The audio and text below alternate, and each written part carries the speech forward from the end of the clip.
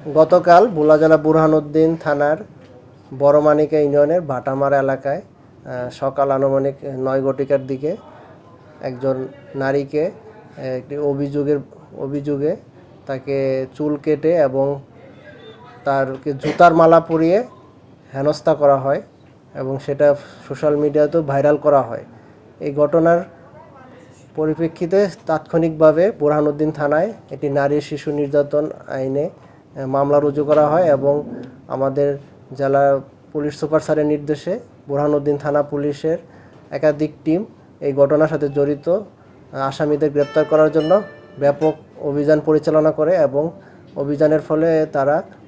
5 জন এই ঘটনার সাথে জড়িত 1 নম্বর আসামি সহ 5 জন এজাহার নামীয় আসামিকে গ্রেপ্তার করতে সক্ষম হয় এবং এই আসামিদেরকে আজকে পুলিশ হেফাজতে জিজ্ঞাসাবাদের আবেদন সহ তাদেরকে কোর্টে প্রেরণ করা হয়েছে এবং এই ঘটনার সাথে যারা জড়িত অন্যান্য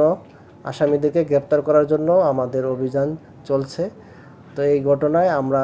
সর্বোচ্চ গুরুত্বের সাথে নিয়েছি এবং এটা বর্তমানে তদন্তাধীন আছে মামলাটি। ধন্যবাদ।